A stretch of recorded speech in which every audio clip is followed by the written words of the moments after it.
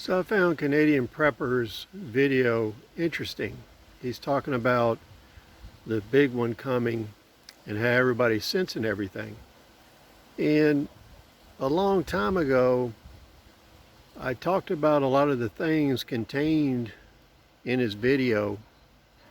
And when you sum it all up, what people are sensing is the vacuum. And the reason I call it the vacuum is if you look at what the governments of the world have been doing the last 3 or 4 years, they've been sucking up all the resources and controlling them. They bought the ammunition off the market. They've bought huge amounts of food. It disappeared. When the Cold War was going, the U.S. used to sell Russia food to help stabilize them and stabilize the Cold War. A lot of people don't realize that. And the closest the world actually came to nuclear war was in the 1990s during the Fourth Indo-Pakistani War over the Kashmir region. Aircraft were 2 minutes from the line of release for the cruise missiles when they were called back.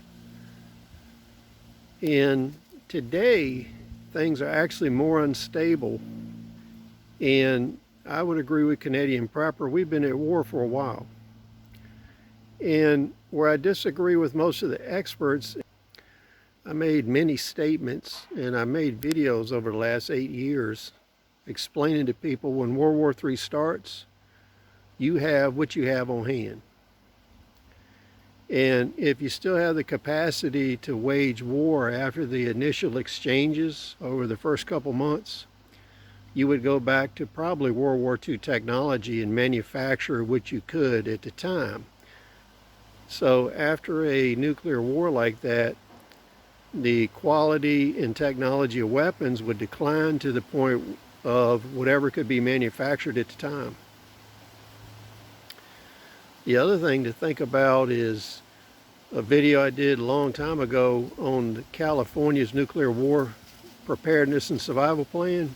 It talked a lot about how the government views people, and the welfare of the people is actually maintaining them in a condition to service the government during continuity of government operations, not their health and not their well-being.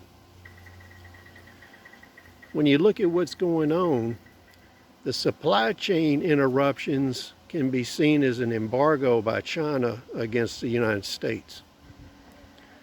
So that's a naval blockade. That would be an act of war in itself.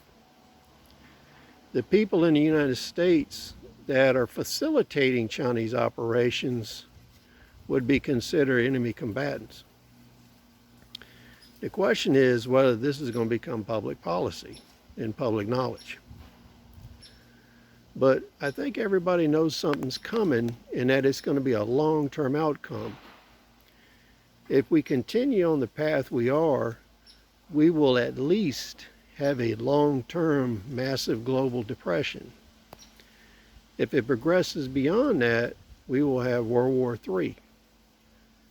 And after these things happen, nobody really knows the outcome, how long it'll last, or what it'll look like.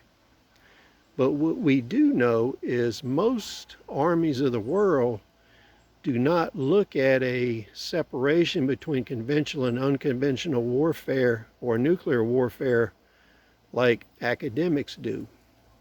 Academics see a hard line between special weapons and conventional weapons, and this doesn't exist. When you take into fact that we have chemical, biological, nuclear weapons, we have mass drivers, X-ray lasers, space weapons, we have weather weapons, and we have race-specific bioweapons. These are deployed all around the world by different armies. There are weapons that use nuclear weapons as a power plant that are more powerful than nuclear weapons. These are deployed. So people really don't have an idea what this would look like. So what we do know is most militaries, once this war starts, they won't see a dividing line between nuclear and conventional, chemical, or biowarfare. and all of it will be deployed based on what is most effective. And in addition to this, we're currently under economic and cyber warfare. This would continue while the other systems are deployed. So what Canadian Prepper has been talking about and what people have been sensing is the void. And this void is a giant vacuum sucking things into it. And it's beyond our control. So please comment, share your thoughts. We'll see you on the next episode.